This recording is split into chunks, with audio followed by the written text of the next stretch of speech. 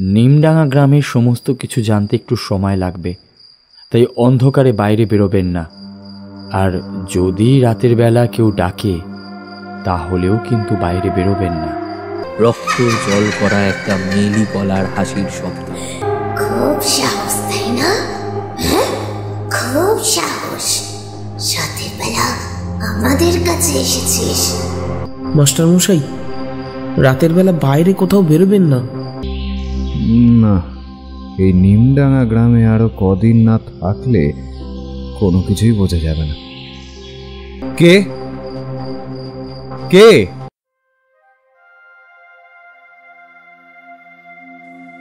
নমস্কার শ্রোতা বন্ধুরা, আজ আমরা নিয়ে এসেছি লেখক সুকান্ত দাশের কলমে গ্রামের নাম নিমডাঙ্গা সিরিজের দ্বিতীয় গল্প নিমডাঙ্গার গ্রামের বিপদ। এই সিরিজের প্রথম গল্প জঙ্গলের সেই বাড়িটা যারা শুনেছেন এবং গল্পটিতে আপনারা ভালোবাসা দিয়েছেন তাদের গল্পের বইমেলার পুরো টিমের পক্ষ থেকে অসংখ্য ধন্যবাদ জানাই। এবং যারা এখনো গল্পটা শোনেননি তাদের অনুরোধ রইল একটিবার গল্পটা শোনার জন্য। আজকের গল্প পাঠে রয়েছি আমি সৌরভ, অন্যান্য চরিত্রে রয়েছে মিমো, অভিজিৎ, শুভজিৎ, সৌভিক, বুবাই, নীল, মৌমিতা। আবহ সঙ্গীত ও special effects Mihan production house. Poster design Subho. তাহলে আর বেশি দেরি না করে চলুন আমাদের আজকের গল্পটি শুরু করা যাক।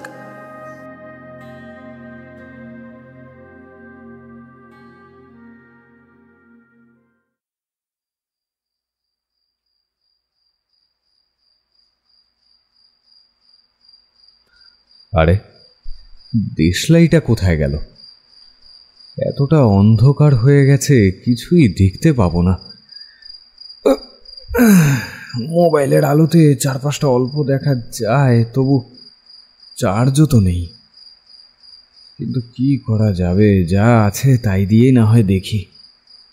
সুজয় মোবাইলের আলো জ্বালিয়ে এদিক ওদিক ঘুরে দেখে। ছোট ঘর, কিন্তু হ্যারিকেনটা যে কোথায় রাখা আছে সেটাও মনে পড়ে না।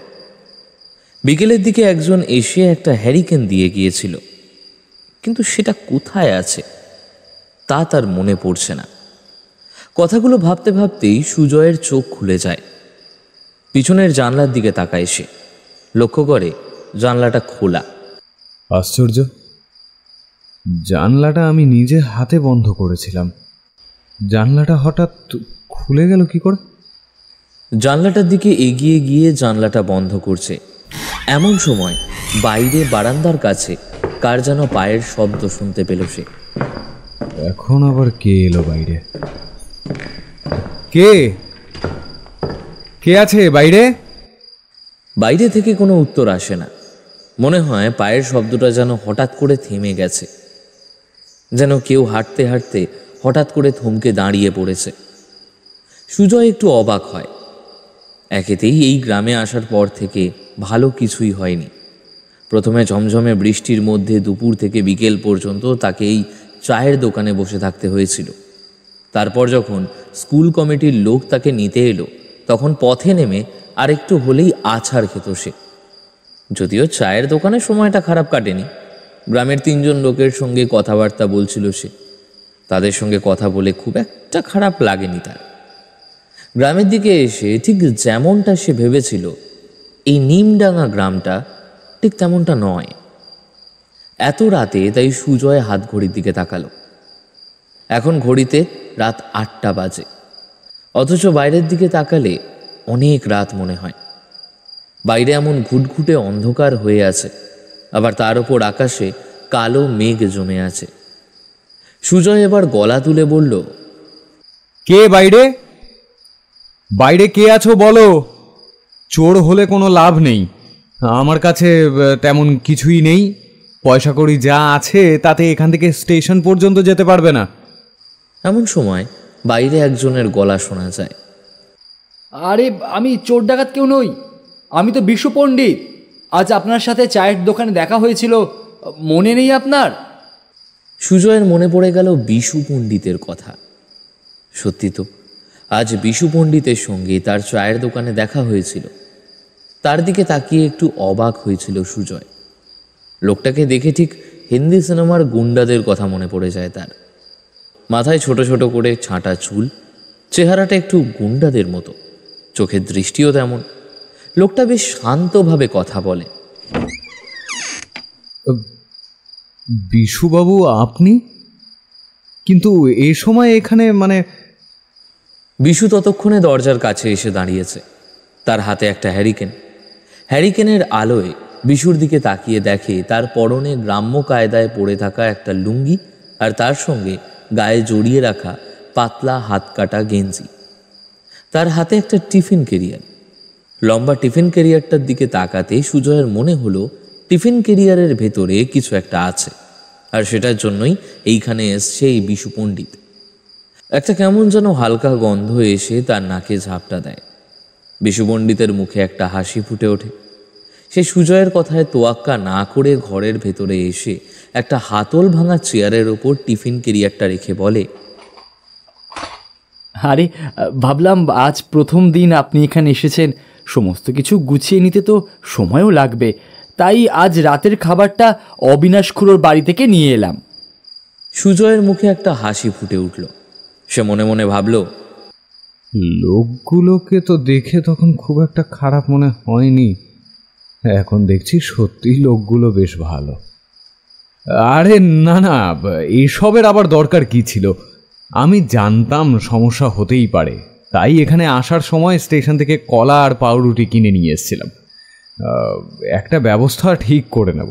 স্কুল কমিটির ওই হারাধন ভট্টাচার্য এসেছিলেন, তিনি তো বললেন রান্না বান্নার জন্য একটা ছেলে। আরে কি দরকার বলুন তো, অন্যের হাতে রান্না খাবেন কেন আপনি? অবিনাশ খুড়োর বাড়িতে রান্না করে প্রতিদিন, সেখানে আমার মাঝে মাঝে নিমন্ত্রণ থাকে। অবিনাশ খুড়োকে বলে আপনার খাবার ব্যবস্থা আমি করে দেব। সুজয় আপত্তি করে উঠল, বলল, এই দেখুন, আপনি যে এসেছেন আপনাকে বসতেই বলা হয়নি। আসলে সমস্ত জায়গায় জিনিসপত্র আছে, আপনি এই বিছানাটার উপরে বসুন, আসুন। সুজয় আর বিশু পণ্ডিত দুজনেই বিছানার ওপরে বসল। সুজয় উঠে গিয়ে দরজাটা বন্ধ করে দিয়েছিল। আকাশের যা অবস্থা, আবার বৃষ্টি নামবে বলে মনে হয়। বিশু পণ্ডিত এদিকে ওদিকে তাকিয়ে দেখে নেয়, তারপর বলে, ফুল কমিটির হারাধন ভট্টাচার্য তো? ও কাকে দেবে?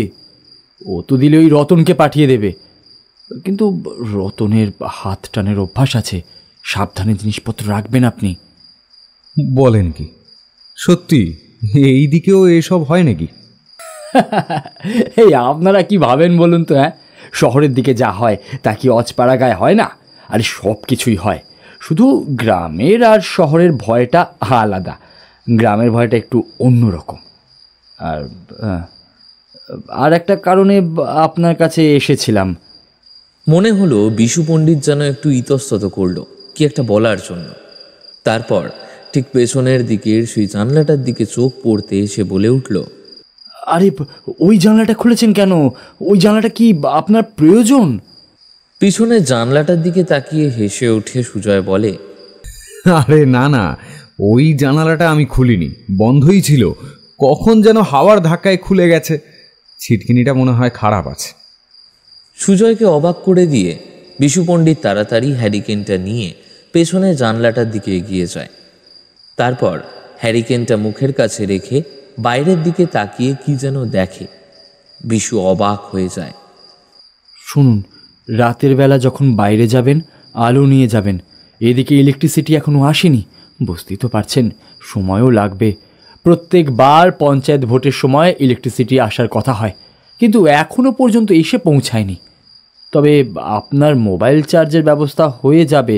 ওই স্টেশনের কাছে কয়েকটা দোকান আছে, স্টেশনের দিকে ইলেকট্রিসিটিও আছে, সেখানে গেলেই আপনার মোবাইল চার্জ করতে পারবেন। সুজয় একটু অবাক হলো। মোবাইল চার্জ করার জন্য স্টেশনে যেতে হবে, কিন্তু কিছুই করার নেই।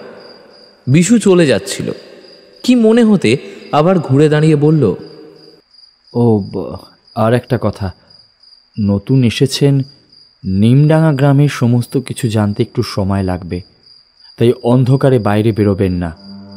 আর যদি রাতের বেলা কেউ ডাকে তাহলেও কিন্তু বাইরে বেরোবেন না। এই প্রথমবার সুজয়ের মনে হলো বিশু পণ্ডিত গম্ভীর গলায় কথাটা বলল। সে কিছু একটা বলতে যাচ্ছিল, কিন্তু কি কারণে যেন তার মুখের কথা আর বের হলো না। সুজয় বলল, বিশুবাবু, আপনার খাওয়া হয়েছে? না হলে আসুন না, যা খাবার আছে দুজনে ভাগাভাগি করে খেতে পারবো। আসলে রাতের বেলাটা আমি খুব বেশি খাই না। আচ্ছা, আপনার নামটা কি যেন বলেছিলেন? সুজয় মণ্ডল, কলকাতা থেকে আসছি।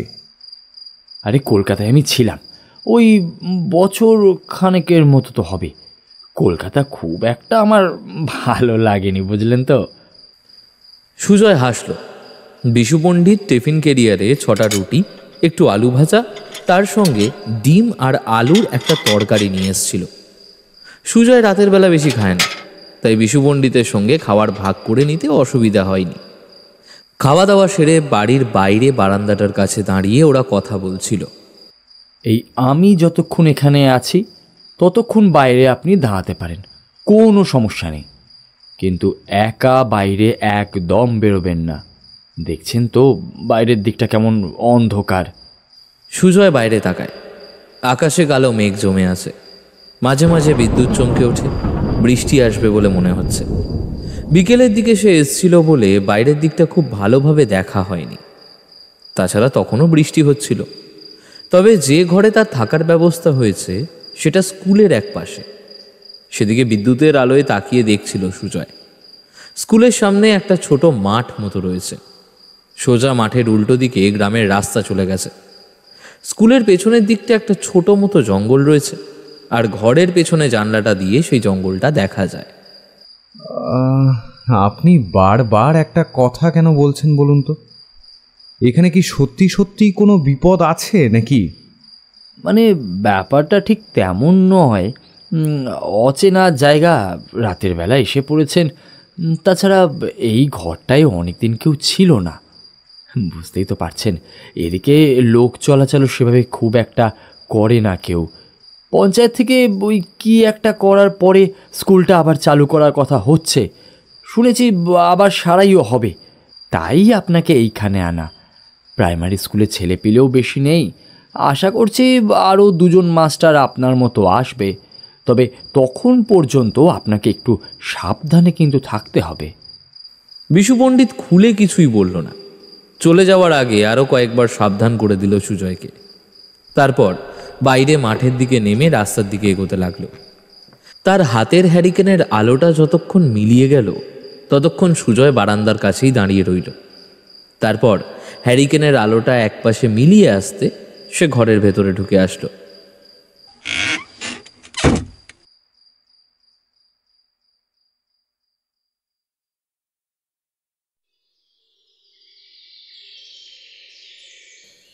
পরদিন সকালে হারাধন ভট্টাচার্য আবার এলেন। সঙ্গে করে নিয়ে এলেন রতন নামের বয়স 15-16 একটা ছেলেকে। গায়ের রং চাপা, চোখে উজ্জ্বল দৃষ্টি, মাথার চুলখানি লম্বা, গায়ে একটা হাত কাটা গেঞ্জি আর পরনে একটা হাফ প্যান্ট। এই যে মাস্টার বাবু, এই আপনার কাজের লোক দিয়ে গেলাম। সবই করতে পারে, রান্না থেকে শুরু করে সমস্ত কাজ করতে পারে। তাছাড়া আপনার যা প্রয়োজন হবে বলবেন, বাজার থেকে রতন তা সব নিজে নিয়ে এসে দেবে। শুনেছি তো এখান থেকে বাজার প্রায় ঘন্টাখানেকের পথ। এত দূর? কোনো চিন্তা করবেন না মাস্টারমশাই, আমার সাইকেল আছে, আমি সাইকেল চালাতে পারি। সাইকেলে করে যাবো আর আসবো। ছেলেটার মুখে একটা হাসি ফুটে উঠল। তার গায়ের রং একটু কালোর দিকে। সে হাসিটা কিন্তু বড় অদ্ভুত লাগলো সুজয়ের। মনে হলো ছেলেটার হাসির পেছনে যেন কি একটা রয়েছে। হারাধন বেশিক্ষণ দাঁড়ালেন না। কি একটা কাজের জন্য সে তাড়াতাড়ি বেরিয়ে গেল। রতন ঘরে ঢুকে ঘরের সমস্ত কাজকর্ম করতে লাগলো। প্রথমে ঘর ঝাড় দিয়ে ঘরটা গুছিয়ে রাখলো।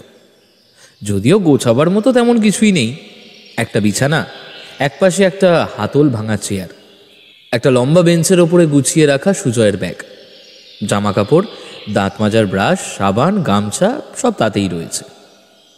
রতন বুদ্ধিমান ছেলে, তার প্রমাণ সুজয় কিছুক্ষণের মধ্যেই পেয়ে গেল। রতন কিন্তু একবারও বেঞ্চের কাছে রাখা জিনিসপত্রগুলোর দিকে এগিয়ে গেল না।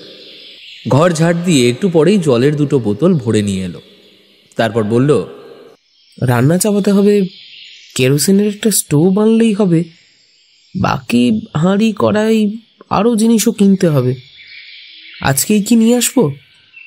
দেখ, রান্না বান্নার ব্যাপারে কিন্তু আমি কিছুই জানি না, সমস্ত কিছুই তোকেই দেখতে হবে। তুই দুপুরে আর রাতে আমার সঙ্গেই খাবি। আচ্ছা, তোর বাড়ি কোথায়? ওই যে শিব মন্দির আছে না পথের শেষে, ওই শিব মন্দিরের কাছে আমাদের বাড়ি। বাড়িতে বাবা আছে, আর কেউ নেই। রতনের শেষের কথাটা কেমন যেন লাগলো, তবে রতন ততক্ষণে তৈরি হয়ে গেছে। বাইরে তার সাইকেলটা দাঁড় করানো আছে, শুধু দেখলো ভাঙা নড়বড়ে একটা সাইকেল, তবে সেই সাইকেল গাড়ির চেয়েও বেশি শব্দ করতে লাগলো। রতন সেটা চালিয়ে নিয়ে চলে গেল বাজারের দিকে। এখানকার বাজারে সমস্ত কিছুই পাওয়া যায়, বলতে গেলে কাছেই বাজারটা। স্কুলের অবস্থা দেখে সুজয়ের মুখ হাঁ হয়ে গেল। বহুকাল যেন এই ঘরে কারোর পা পড়েনি। লম্বা দানা বেঞ্চগুলো ভেঙে পড়ে আছে, তার মধ্যে ধুলো জমে আছে। দেওয়ালে মাকড়সার জাল, পাশাপাশি 4টে ঘর। ঘরের মাথায় অনেক দিন আগে কিছু একটা দিয়ে 1 2 3 4 এইসব লেখা হয়েছিল, এখন সেগুলো উঠে গেছে। একতলা স্কুল ঘর, পাশাপাশি 4টে ঘর এবং শেষের দিকে একটা ছোট মতো অফিস। সামনের দিকে লম্বা বারান্দা, 4টে ঘরের সামনে 4টে সিঁড়ি মাটি থেকে উপরের দিকে উঠেছে। দেখে বোঝা যায় বছর কয়েক আগেই তৈরি হয়েছে সেটা। এখনো কোথাও একটু ভাঙন ধরেনি। শুধু স্কুলের মধ্যে সবচেয়ে বেশি যেটা থাকা প্রয়োজনীয় সেটাই নেই। সুজয় সামনে দাঁড়িয়ে দাঁড়িয়ে ভাবছে, হারাধন ভট্টাচার্য স্কুল কমিটির লোকেরা এই স্কুল আবার শুরু করতে পারবে তো? ঠিক তখনই পেছনের দিক থেকে একটা গলা শোনা গেল। এই শুনলাম স্কুলের নতুন মাস্টার নাকি আপনি, তা এখানে শুধু শুধু সময় নষ্ট করতে এলেন কেন? এখানকার গ্রামের ছেলেপেলেদের স্কুল টুলের দরকার পড়ে না।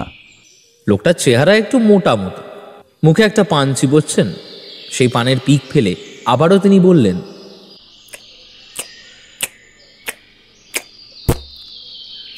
এই অধমের নাম গোবিন্দ হালদার।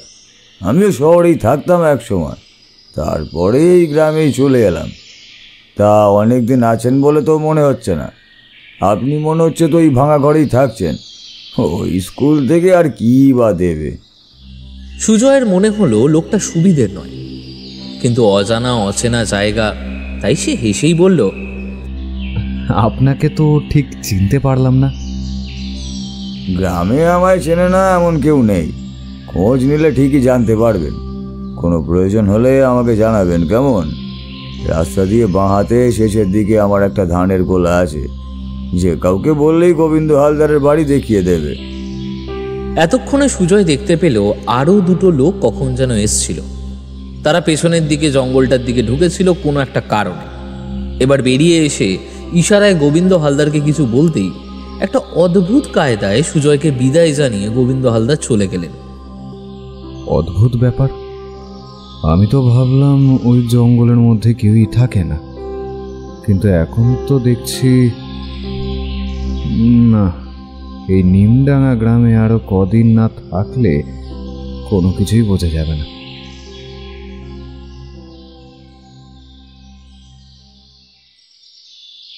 কেমন মনে হলো ছেলেটাকে? খারাপ নয় কিন্তু, আর তাছাড়া অচেনা অজানা জায়গায় নতুন এসেছে, তার জন্য খাবার নিয়ে গেলাম বলেই হঠাৎ করে যে আমায় এইভাবে খেতে বসতে বলবে, সেটা তো আমি ভাবতেই পারিনি। এই বিশু, খুব ভালো করে বলে দিস যে রান্না বান্নার ঝামেলা করতে হবে না, সে আমার বাড়ি থেকে খাবার চলে যাবে। কিন্তু স্কুল কমিটির হারাধনের কথাটা বলেছিস কি? রতনের হাত টানের স্বভাবটা। আহা অবিনাশ, আরে ওভাবে বলছো কেন? বাচ্চা ছেলে, তার উপর জানোই তোর ব্যাপারটা।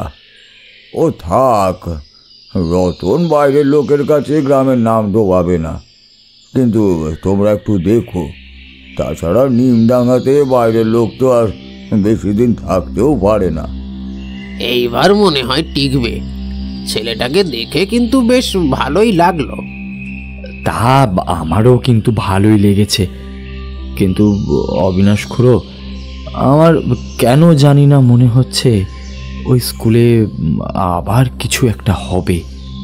বিশুর কথায় অবিনাশের মুখটা কেমন যেন হয়ে গেল। ওরা সবাই চায়ের দোকানের বাইরে বেঞ্চের ওপর বসে কথা বলছে।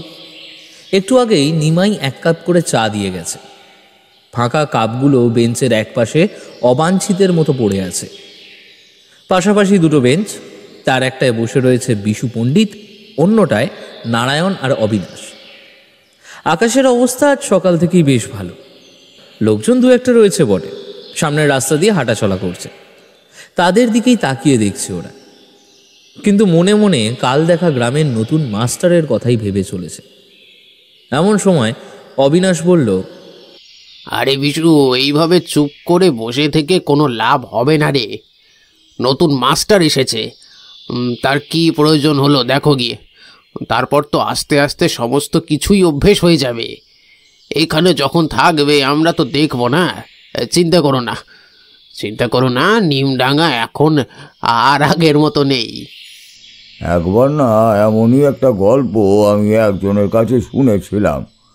গল্প যদিও নয়, একটি সত্যি ঘটনা। একজনের বাড়িতে গিয়ে তার মুখেই শুনেছিলাম একটা অদ্ভুত ঘটনার কথা। তোমরা যদি শুনতে চাও তাহলে সে কথা বলতে পারি। কি বলিস বিশু, শুনবি নাকি? বিশু মাথা নাড়ালো। অবিনাশ সঙ্গে সঙ্গে 2 পায়ে খাড়া।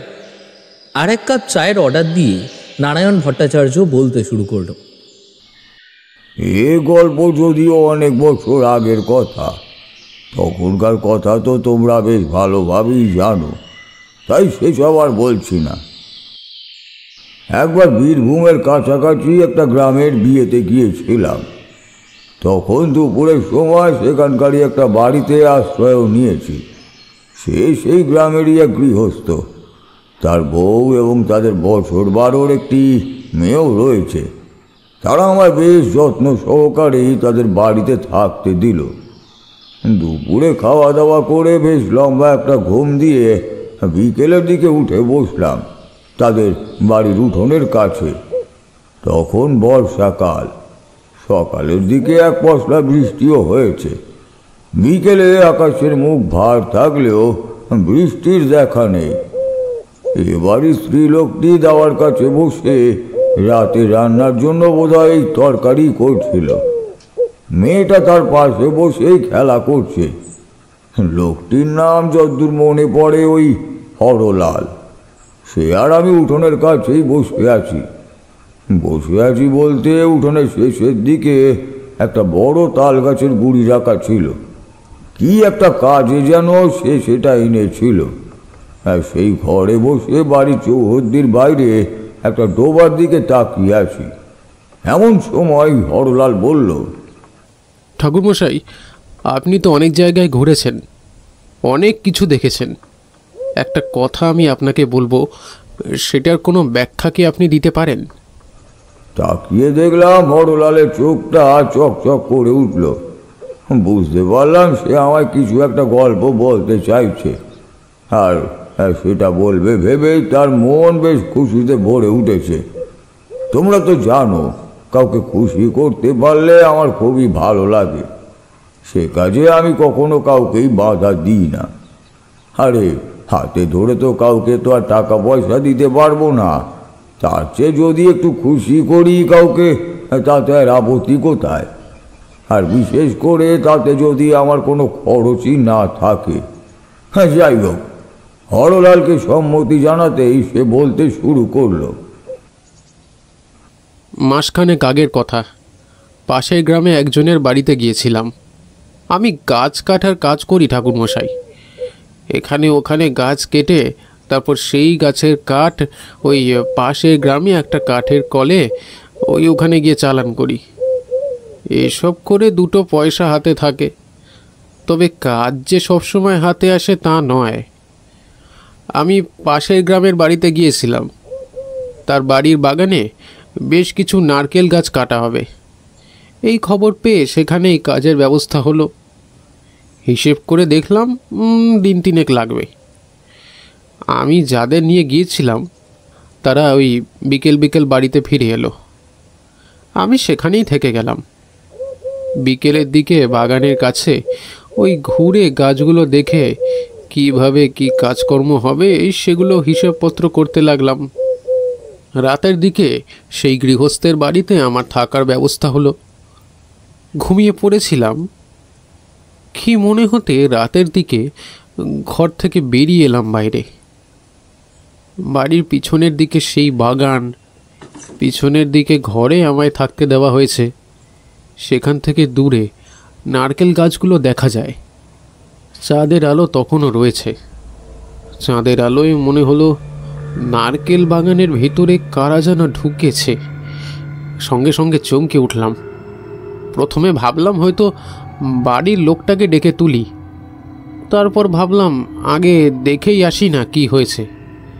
একটা লাঠি বারান্দার কাছেই ছিল। লাঠি হাতে তুলে নিয়ে অন্ধকারে এগিয়ে গেলাম নারকেল বাগানের দিকে। বেশ খানিকটা এগিয়ে নারকেল বাগানে ঢুকেছি। পাশাপাশি লম্বা সারি দেওয়া বেশ অনেকগুলো গাছ। ঠিক যেখানে কাউকে দাঁড়িয়ে থাকতে দেখেছিলাম সেইখানটায় আমি এসে দাঁড়ালাম, কিন্তু দেখি কোথাও তো কেউ নেই। মনে মনে ভাবলাম ব্যাপারটা কি হলো, একটু আগেই তো আমি এখানে কাউকে দাঁড়িয়ে থাকতে দেখেছিলাম, তাহলে গেল কোথায়? কিন্তু তারপরেই মনে হলো আশেপাশে সত্যি যেন কারা আছে, অথচ যেন আমি তাদের দেখতে পাচ্ছি না। চাঁদের আলো থাকা সত্ত্বেও আমার আশেপাশে দাঁড়িয়ে থাকা তাদেরকে আমি দেখতে পাচ্ছি না। কিন্তু তুমি যদি ওদের দেখতে না পাও, তার মানে তো তারা মানুষ নয়, তারা কি অশরীরী কিছু? সেটা বুঝতে তখন আমার বাকি ছিল না ঠাকুরমশাই। কিন্তু ওই বুকের মাঝে তখন যেন একটা পাথর এসে চেপে পড়েছে। পেছনের দিকে তাকাতেই মনে হলো নারকেল বাগান পেরিয়ে যে ঘরে আমি ছিলাম সেই ঘরটা এখান থেকে দেখা যাচ্ছে না। নারকেল বাগানের বাইরে চারপাশটা কেমন যেন অন্ধকার হয়ে গেছে। আর ঠিক তখনই আমার কানের কাছে কে যেন হেসে উঠে বলল,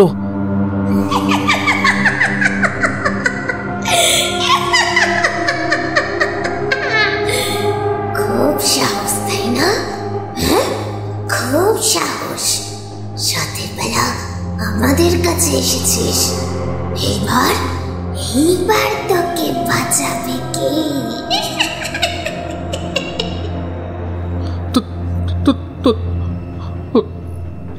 তো তোমরা কারা?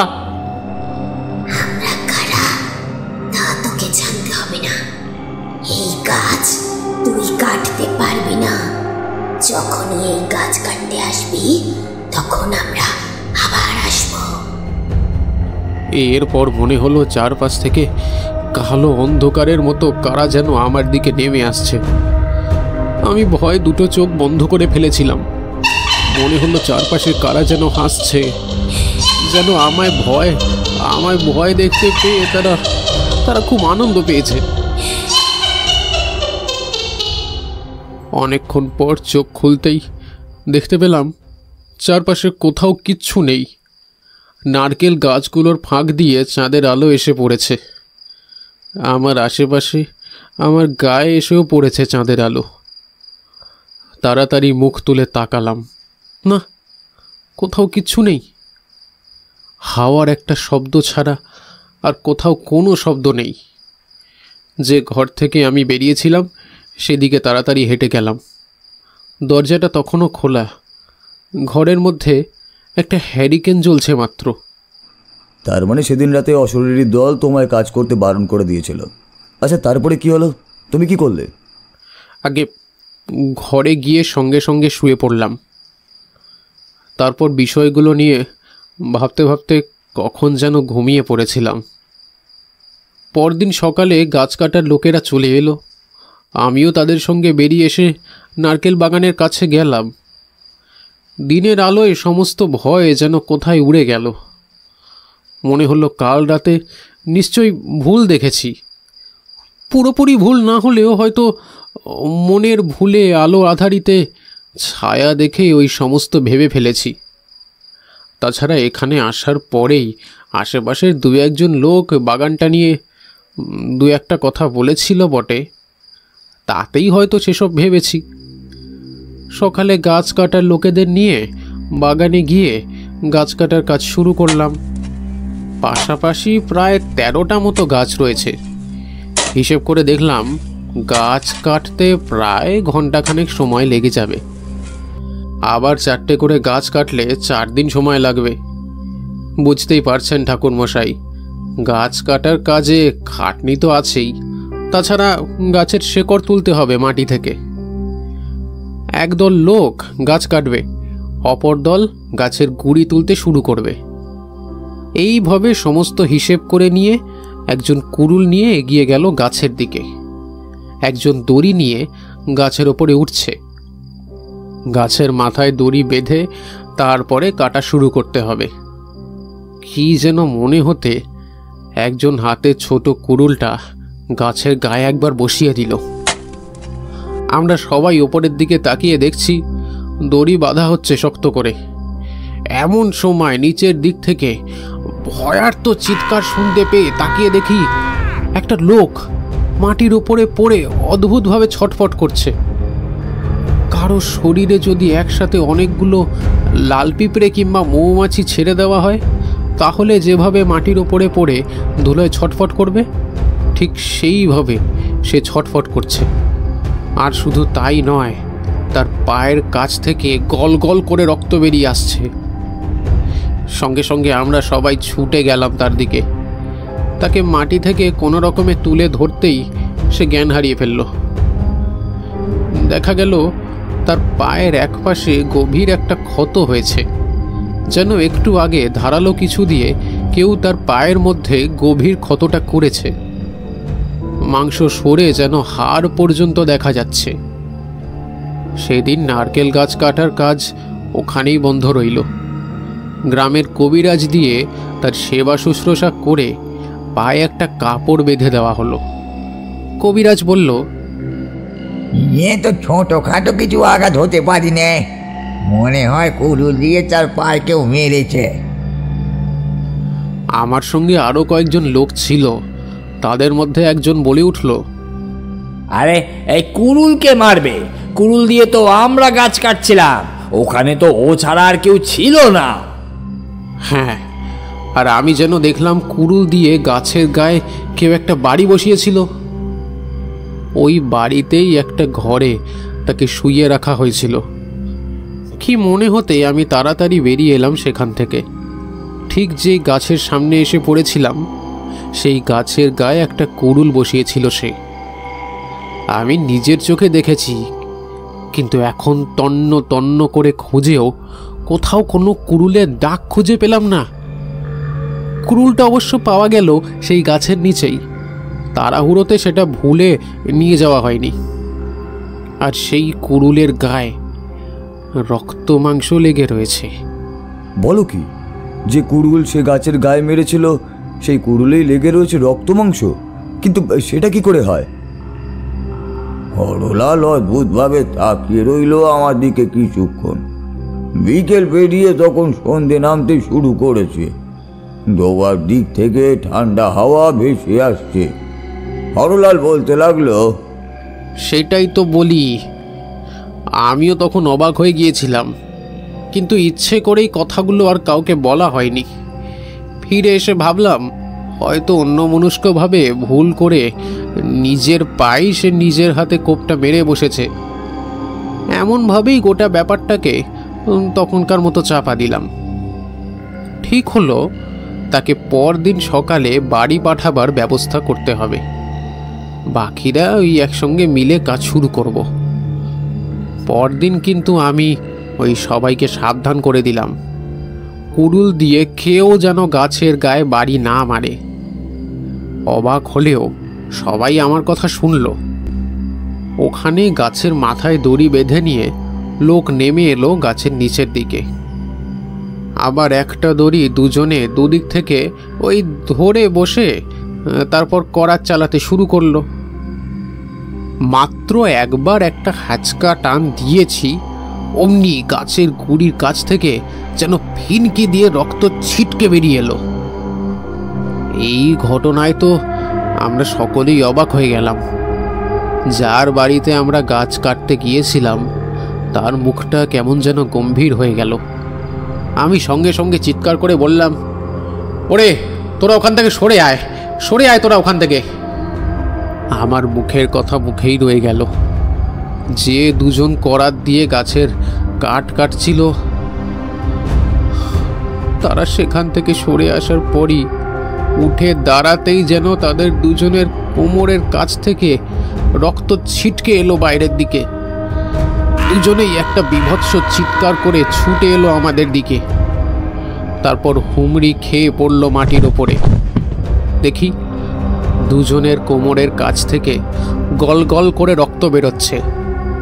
বাকি যারা সেখানে ছিল সবাই ততক্ষণে ভয় পেয়ে আধমরা হয়ে গেছে। তাদেরকে কোনো রকমে সেখান থেকে সরিয়ে নিয়ে আবার বাকি দুজনে শুশ্রূষার জন্য কবিরাজ ডাকা হলো। কবিরাজ ওষুধপত্র দিয়ে কোমরের কাছে কাপড় জড়িয়ে আমায় একপাশে ডেকে নিয়ে গেল। তুমি যে গ্রামের বাইরের লোক বুঝতে পারছি, তুমি এ কাজটা নিও না। এই নারকেল গাছগুলো কেটো না, বুঝলে? এই গাছ আজ পর্যন্ত কেউ কাটতে পারেনি। যারাই কাটার চেষ্টা করেছে তারাই বিপদে পড়েছে। এই কথা তো বাড়ির মালিক আমায় জানাননি। তাদেরও তো কিছু করার নেই। ওই গাছ থাকলেই তারা মাঝে মাঝে এসে উপদ্রব করে। ওই রাতের বেলা বাড়ির পেছনে বাগানে যাওয়াও যায় না। তাছাড়া একটা ব্যাপার দেখেছ কি, ওই গাছে কি কোনো ফুল বা ফল দেখতে পেয়েছ কি? আমি অবাক হলাম। গাছগুলো বেশ তরতাজা, কিন্তু গাছে একটা ফুল নেই। ডাব কিংবা নারকেল তো অনেক দূরের কথা। ওই বাগান আজ থেকে প্রায় 2 বছর আগে পর্যন্ত ভালোই ছিল। তারপর একদিন হঠাৎ করে ওই বাগানে একটা নারকেল গাছের উপর বাজ পড়ে, কিন্তু আশ্চর্যভাবে সেই গাছটার কোনো ক্ষতি হয় না। সেই রাতেই অদ্ভুতভাবেই গাছের কাছে কাদের যেন দেখা যায়। ওই বাড়ির মালিক ও গ্রামের অনেকেই তাদেরকে দেখেছে। তারা কারোর কোনো ক্ষতি করেনি, কিন্তু কেউ যদি ওই গাছ কাটার কথা ভেবে এখানে আসে তাহলে তাকে তারা ভয় দেখায়। প্রথম দিন তো সে তোমায় বারণ করেছিল হরলাল যে ওই গাছ না কাটতে। তুমি বোধহয় মনের ভুল ভেবে সেটা উড়িয়েই দিয়েছিলে, আর তাতেই এমন হয়েছে। হরলালের মুখ কেমন যেন ম্লান হয়ে এলো। আমি মানছি আমার দোষ ছিল ঠাকুর মশাই, কিন্তু আমি কি করে বুঝবো বলুন তো যে সেই রাতের বেলা আমি যা দেখেছি তার সব কিছুই সত্যি। আর এমন একটা ব্যাপার হবে জানলে তো ও গাছ কাটা তো দূরের কথা, ওই গ্রামেই আমি পা রাখতাম না। সেটা তো বোঝাই যাচ্ছে, কিন্তু তারপর কি করলে? মানে সেই গ্রাম থেকে তারপর কি চলে এসেছিলে? আর কি করব, সেদিন সবাইকে বাড়ি পাঠিয়ে দিলাম। মনে হলো যে অন্যায় কাজ আমি করেছি সে অন্যায় কাজের প্রায়শ্চিত্ত করা প্রয়োজন। আমি বাড়ির মালিককে চেপে ধরতে সে সমস্ত কথা আমার কাছে খুলে বলল।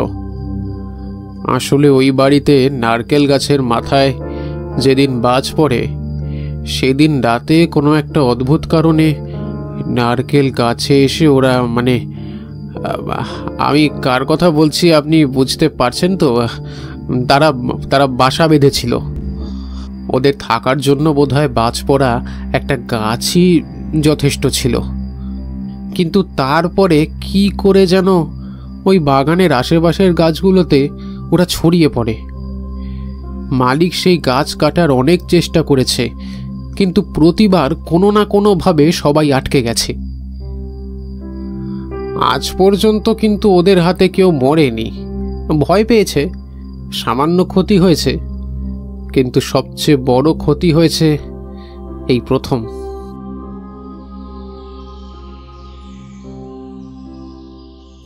একটানা এতক্ষণ ধরে নারায়ণ কথা বলে চলেছিল। এইবার অবিনাশ বলে উঠল, সর্বনাশ, গাছের ভূত। সর্ষের মধ্যে ভূত শুনেছি, কিন্তু গাছের মধ্যেও ভূত। কিন্তু এই ব্যাপারটা তো কিছুতেই মাথায় ঢুকছে না যে ওরা তো করাত দিয়ে গাছটা কেটেছিল, সেই গাছের গায়ে কোনো দাগ কি ছিল না? হরলাল আমায় বলেছিল সেদিন তন্ন তন্ন করে 13টা নারকেল গাছ খুঁজেছিল, কিন্তু কোথাও কুড়ুলের দাগ কিংবা করাতের চিহ্নও ছিল না। নারায়ণের কথা শেষ হতেই এবার বিশু পণ্ডিত বলে উঠল, এমন একটা কথা আমি একবার শুনেছিলাম, ঠিক এমন নয়, একটু অন্যরকম। তবে সে কথা অন্য দিন বলবো, আজ সে কথা বলতে আমার ভালো লাগছে না। বারবারই নতুন মাস্টারের কথা কেন জানি না আমার খুব মনে পড়ছে। মনে হচ্ছে মাস্টার ওই বাড়িতে বিপদে পড়তে পারে। বিশুর কথায় নারায়ণ আর অবিনাশ দুজনেই তার দিকে তাকালো। তুই কেন বুঝতে পারছিস না বিশু? নিমডাঙ্গায় যে ঘটনা ঘটেছিল আজ থেকে অনেক বছর আগে, তারপরে কিন্তু নতুন করে আর কিছুই হয়নি। এই গ্রামে নতুন করে থাকতে এসেছিল সেই একজন, তাও সে অনেক বছর আগে ঠাকুরমশাই। তারপরে কিন্তু বাইরের লোক এখানে কেউ চট করে আসেনি, এলেও 1-2 দিনের মধ্যেই ফিরে গেছে। তবে মাস্টারমশাই কিন্তু এখানে অনেক দিন থাকবেন। আরে কিন্তু আমি বলছি যে স্কুল আবার কি শুরু হবে? ধুলো পড়ে যাওয়া স্কুলে আবার কে আসবে বলো তো? সেবার যা হলো, তখন তো সবাই স্কুল থেকে ছেলে মেয়েদের নাম কাটিয়ে নিয়ে গেল। স্কুল কমিটি চাইলে কি সবাইকে ফেরাতে পারবে? এটাই তো সন্দেহ। পারবে পারবে, এখন স্কুলে মিড ডে মিলের ব্যবস্থা হয়েছে। আমি শুনেছি দুপুরবেলা নাকি স্কুলে খাওয়ানো হবে। পড়ার জন্য না হোক, খাবার জন্য ছেলেপিলেরা তো স্কুলে আসবে, আর সেটাই তো চিন্তার। বাচ্চারা স্কুলে এলেই আবার কিন্তু ও স্কুলে আসবে।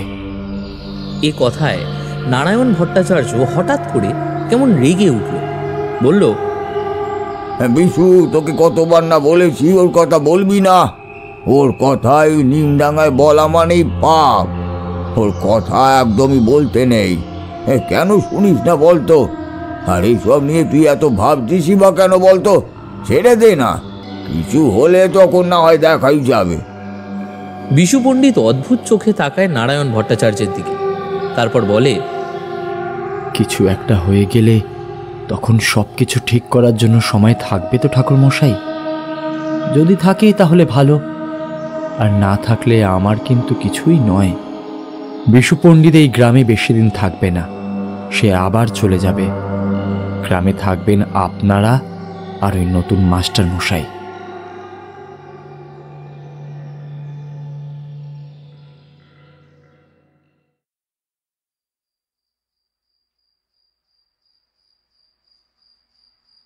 রতন, এই স্কুলের অবস্থা এমন কেন রে?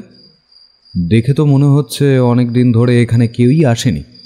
এমন ধুলো, ময়লা, মাকড়সার জাল, কি ব্যাপার বলতো? স্কুল তো বন্ধ হয়ে গেছিল। ওই সেবার যখন অফিস ঘরে আমাদের নতুন মাস্টার কি যেন একটা বলতে গিয়ে রতন হঠাৎ করে চুপ করে যায়। কেরোসিনের স্টোভ, হাঁড়ি, একটা কড়াই ও সব কিছু সে বাজার থেকে কিনে এনেছে। আসার সময় অবশ্য সাইকেল করে আসতে পারেনি, টোটোয় করে সমস্ত কিছু নিয়ে এসছে। সাইকেল রেখে এসছে বাজারের কাছে, আবার সেই টোটোতে গিয়ে সাইকেল নিয়ে আসে। এই সমস্ত করতে করতে বিকেল হয়ে গেছিল। রতনের মাথায় যে বুদ্ধি আছে তা সুজয় আরও একবার প্রমাণ পেল। আসার সময় স্টেশনের কাছে হোটেল থেকে খাবার নিয়ে এসেছিল। খাওয়া দাওয়া সেরে রাতের রান্নার জন্য সমস্ত ব্যবস্থা করে ফেলেছিল রতন। ঠিক এমন সময় কিছু বলতে গিয়েও রতনের এমনভাবে থেমে যাওয়াতে সুজয় বলল, নতুন মাস্টার? তার মানে আমার আগে এখানে কোনো মাস্টার একজন এসেছিলেন, তারপর কি হলো বল রতন? এই নিমডাঙ্গা গ্রাম আর এই স্কুল নিয়ে যে কোনো একটা সমস্যা আছে তা তো বুঝতে পারছি। আমায় তুই সব সত্যি করে বল, আর ভালো কথা, তুই রাতে আমার সঙ্গে থাকবি তো? সুজয়ের কথায় রতন কেমন যেন চমকে উঠল। সে কড়াইতে সর্ষের তেল ঢেলে 2টো লঙ্কা ভাজছিল। এই কথায় চমকে উঠে তার হাত থেকে খুন্তিটা ছিটকে পড়ে গেল একপাশে। সুজয় অবাক হয়ে গেল, বলল, আরে কি হলো রতন? রাতে থাকার কথা শুনে এমন চমকে উঠলি কেন? না না মাস্টারমশাই, রাতের বেলা আমি থাকতে পারবো না। সূর্য ডুবলেই আমি এখান থেকে চলে যাব। রাতের বেলা মানে রাতের বেলা এই নিমডাঙ্গার জঙ্গল আর ওই নিমডাঙ্গার স্কুল বাড়ির দিকে গ্রামের কেউ আসে না। সুজয় বুঝতে পারছিল একটা ভয় হঠাৎ করে রতনকে চেপে ধরেছে। এতক্ষণ রতনের মুখে হাসি ছিল, কিন্তু এখন তা মিলিয়ে গেছে। রতন আর দেরি করল না, তাড়াতাড়ি লঙ্কা ভেজে ভাত নামিয়ে রাতের খাবারের একটা ব্যবস্থা করে দিয়ে কোনোভাবে তার সাইকেলটা নিয়ে বেরিয়ে পড়ল। সুজয় তার চলে যাওয়ার দিকে তাকিয়ে অবাক হয়ে মনে মনে বলল, ভেবেছিলাম রাতে অন্তত রতন আমার সঙ্গে থাকবে, আবার একা আজকের দিনটা থাকতে হবে। কাল হারাধন বাবু এলে তাকে বলে স্কুলের একটা ব্যবস্থা করতে হবে। এভাবে কতদিন চুপ করে বসে থাকবো? খাওয়া দাওয়া সেরে রাতের দিকে বিছানায় গা এলিয়ে দিতেই মোবাইলটা বেজে উঠল সুজয়ের। তাড়াতাড়ি মোবাইলটা হাতে নিয়ে সুজয় দেখতে পেল টিনা ফোন করেছে। সঙ্গে সঙ্গে মোবাইলটা হাতে নিয়ে উঠে এসে জানলার কাছে গিয়ে দাঁড়ালো। উফ, কাল থেকে তোর মোবাইলটা ট্রাই করে যাচ্ছি, কিছুতেই লাগছে না, বারবার খালি নট রিচেবল বলছে। কি ব্যাপার বলতো? আর বলিস না, প্রথম চাকরি যে এমন ধ্যাড় ধ্যাড়ে নিমডাঙ্গা গ্রামে পড়বে সেটা কি বুঝতে পেরেছিলাম? অজপাড়া গা যাকে বলে। এখানে এখনো ইলেকট্রিসিটি আসেনি। মোবাইল চার্জ করতে গেলে স্টেশনে গিয়ে করতে হয়। ভাগ্যিস আজকে রতনকে দিয়ে মোবাইলটা পাঠিয়ে দিয়েছিলাম। বলিস কি রে, আমি তো স্বপ্ন দেখতে শুরু করেছি যে বছর খানেকের মধ্যে তোর চাকরি পাকা হয়ে গেলে তারপরে বাড়িতে আমাদের কথাটা বলবো, কিন্তু তুই তো সমস্যায় ফেললি দেখছি। না না, ওইখানে গিয়ে আমি থাকতে পারবো না, তার চেয়ে বরং তুই অন্য কোনো মেয়ে দেখ। মজা নয়, সিরিয়াসলি বলছি। কিন্তু এখানকার লোকগুলো বেশ ভালো। অন্তত দুদিনের মধ্যে দু একজনের সঙ্গে পরিচয় হয়েছে, তারা তো বেশ ভালো। প্রথম দিন তো একজন রাতের খাবার নিয়ে এসেছিল, আর একটা ছেলে আছে, ওই 15-16 বছর বয়স হবে, রতন। সে আমার সমস্ত কাজ করবে বলে ঠিক হয়েছে। একটা কথা বললে অবাক হবি, রতন তোর চেয়েও বেশি কাজ করতে পারে, জানিস তো।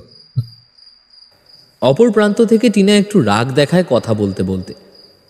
নেটওয়ার্কের গন্ডগোল হওয়াতে সুজয় গিয়ে দাঁড়ায় পেছনের জানলাটার দিকে। জানলার ছিটকিনিটা হাত দিয়ে খুলে জানলার কাছে মোবাইলটা দিতেই নেটওয়ার্কটা চলে আসে। সুজয় জানলার দিকে পিঠ করে দাঁড়িয়ে কথা বলছিল। অনেকদিন পর টিনার সাথে কথা হচ্ছে। কথা বলতে বলতে সে একেবারে খেয়াল করেনি পেছনে জানলার কাছে কখন যেন একটা ছায়া এসে দাঁড়িয়েছে। বাইরে আকাশে চাঁদের আলো রয়েছে। চাঁদের আলোয় বাড়ির চারপাশটা অস্পষ্টভাবে দেখা যায়। চাঁদের আলো পেছনের জানলা দিয়ে ঢুকেছে। সুজয় জানলার পাশের দেওয়ালে হেলান দিয়ে ডান হাতে ফোনটা ধরে কথা বলছিল। জানলার বাইরে থেকে একটা কালো হাত আস্তে আস্তে গড়াদের ফাঁক বেয়ে ঢুকে আসে ভেতরে। তারপর আস্তে আস্তে এগিয়ে যায় সুজয়ের দেওয়ালের ওপর হেলান দিয়ে রাখা হাতটার দিকে। দূর থেকে ভেসে আসা গ্রামের টুকিটাকি শব্দ এখন আর নেই। চারপাশে কেমন একটা গভীর নিস্তব্ধতা ছড়িয়ে আছে। ঝিঁঝি পোকার ডাক আর তার মধ্যে বাতাসে যে কখন একটা ছোট্ট পরিবর্তন হয়ে গেছে তা সুজয় বুঝতে পারে না। সে তখন বলছে, মোবাইলটা তো খুব বেশি কাজে লাগে না, এখানে নেটওয়ার্কও থাকে না, তাই ভেবেছি ফোনটা বেশিরভাগ সময় বন্ধ করেই রাখব। এই ফোনের এদিকে কোনো কাজ নেই, বুঝলি তো। ছোট ওই কিপ্যাড ফোনগুলো হয়, ওগুলো হলেই ভালো হতো, সেগুলোর চার্জ অনেক দিন থাকে। এবার বাড়ি গেলে আসার সময় একটা ছোট্ট কিপ্যাড ফোন কিনে নিয়ে আসবো, আর এটা মাকে দিয়ে আসবো। দেখো কাণ্ড, লোকে কিপ্যাড ফোন ছেড়ে স্মার্টফোনে যাচ্ছে, আর তুই স্মার্টফোন ছেড়ে কিপ্যাড ফোনে আসতে চাইছিস। তাও ভালো, তোর তো কখনোই এই সমস্ত কিছুতে খুব একটা ইন্টারেস্ট ছিল না। সেটাই কর, বুঝলি। কিপ্যাড ফোনের চার্জটা একটু বেশি থাকবে, দিনে অন্তত একবার তো কথা বলা যাবে। আচ্ছা শোন না, এখন রাখছি, কাল আবার সকালে উঠতে হবে। টিনা ঠিক যেই মুহূর্তে ফোনটা রেখে দেয় তখন জানলার ওপার থেকে কালো ছায়াটা একটা হাত বাড়িয়ে সুজয়ের হাতের কাছে পৌঁছে গেছিল। ফোনটা কাটতেই সুজয় পেছনের দিকে ঘোরে আর ঠিক তখনই দেখতে পায় জানলার কাছে দাঁড়িয়ে থাকা কি একটা যেন একপাশে হঠাৎ করে সরে গেল। ভয়ে সুজয়ের মুখ থেকে একটা আর্তনাদ বেরিয়ে এসেছিল। সে ছিটকে গিয়ে পড়েছিল বিছানার কাছে। সঙ্গে সঙ্গে বাড়ির পেছনের দিকে জানলাটার কাছে একটা শব্দ শোনা যায়, যেন খসখস করে একটা পায়ের শব্দ আস্তে আস্তে চলে যায় বাড়ির পেছনে জঙ্গলের দিকে। সুজয় কতক্ষণ চুপ করে বসেছিল মনে নেই। ফোনের দিকে তাকিয়ে দেখতে পায় ফোনে অনেকটা চার্জ রয়েছে। তাড়াতাড়ি ফোনের ফ্ল্যাশটা জ্বালিয়ে দরজার কাছে এগিয়ে যায়। দরজাটা খুলে বাইরে বেরোতে যাবে, এমন সময় মনে পড়ে যায় রতনের সাবধান বাণী। মাস্টারমশাই, রাতের বেলা বাইরে কোথাও বেরোবেন না। যদি খুব দরকার হয় তাহলে তাড়াতাড়ি বেরিয়ে আবার তাড়াতাড়ি ঢুকে পড়বেন ঘরে। তাও না বেরোনোটাই ভালো। বিশু পণ্ডিত বলেছিল রাতের বেলা না বেরোতে, আজ রতনও বলল। না, দুজনের কথা অমান্য করাটা ঠিক হবে না। হারাধন ভট্টাচার্য এমনই কিছু একটা ইঙ্গিত দিয়েছিল আমায়, কিন্তু রাতের বেলায় কেন বেরোতে বারণ করলো? রাতের বেলা কি আছে? আর একটু আগে জানলার বাইরে আমি কাকে দেখতে পেলাম? সুজয় ঘর থেকে বেরিয়ে কিছু একটা দেখতে যাবে, এমন সময় বাইরে থেকে ভেসে এলো রক্তর জল করা একটা মেলি গলার হাসির শব্দ। অদ্ভুতভাবে কেউ হাসছে। হাসিটা যে জঙ্গলের দিক থেকে বেরিয়ে আসছে সে ব্যাপারে কোনো ভুল নেই। এত রাতে জঙ্গলের দিকে কে হাসছে? কে কে? প্রায় অনেকক্ষণ সুজয় জানলার ওপরে একটা হাত রেখে চুপ করে দাঁড়িয়েছিল। বারবার তার মনে হচ্ছিল বাড়ির চারিপাশে কে যেন ঘুরে বেড়াচ্ছে, তবে হাসিটা ভেসে আসছে জঙ্গলের দিক থেকে। সুজয় মনে মনে ঠিক করলো কাল সকালে রতনকে একটু চেপে ধরতে হবে। রতন নিশ্চয়ই জানে নিমডাঙ্গা গ্রামে আসলে কি হচ্ছে।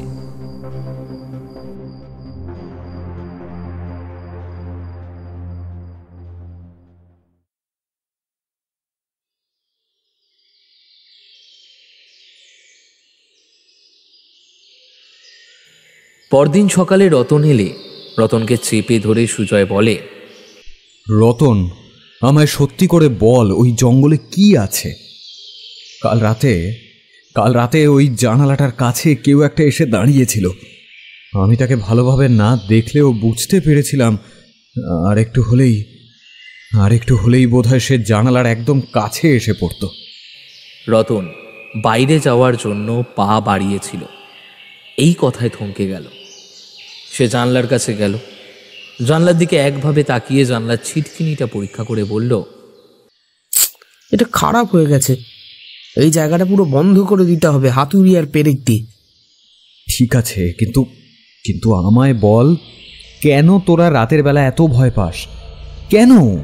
কি আছে এই গ্রামে? রতন অদ্ভুত চোখে তাকায় সুজয়ের দিকে, তারপর বলে, না, কাজকর্ম করে নি মাস্টারমশাই, তারপর দুপুরে বলবো, এখনো সব কথা থাক।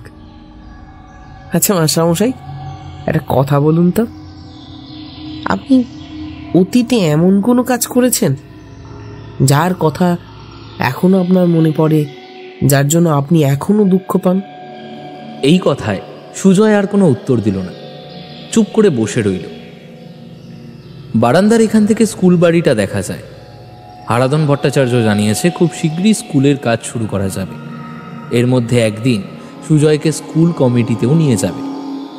রতন পিছন থেকে বলল, আজ কি রান্না করবো মাস্টারমশাই? অনেক বছর আগে একটা ঘটনা ঘটেছিল রতন, সে কথা আমার আজও মনে আছে। সেই কথা আমি জীবনে কোনো দিন ভুলতে পারবো না, জানিস? পুরনো গ্রামের কথা। আজ সবার আগে সে কথা আমি তোকে বলবো। রতন রান্নায় মন দিল, কিন্তু বারবার তার চোখ চলে যাচ্ছিল ঘরের পেছনের দিকে, সেই জঙ্গলটার দিকে। জানলাটার কাছে দিনের বেলাতেও যেন রতনের গায়ে আষ্টে পৃষ্ঠে জড়িয়ে ধরেছিল একটা ভয়। রতন মনে মনে ভাবল, মাস্টার মশাইয়ের কোনো বিপদ আমি হতে দেব না। আগের বার আমি পারিনি, কিন্তু এইবার পারব। নিমডাঙ্গার ও কথা আর কেউ জানুক বা না জানুক, আমি তো জানি। আসলে রতন মুখ ঘুরিয়ে তাকালো তার গলায় ঝুলতে থাকা একটা তাবিজের দিকে। একটা কালো রঙের সুতোর সাথে একটা গোল রুদ্রাক্ষ ফলের মতো তাবিজ ঝুলছে। তাবিজটা একবার হাত দিয়ে স্পর্শ করলো রতন, তারপর সামনে তাকালো। আগুনের ওপর বসানো হাঁড়িতে ততক্ষণে চাল ফুটতে শুরু করেছে।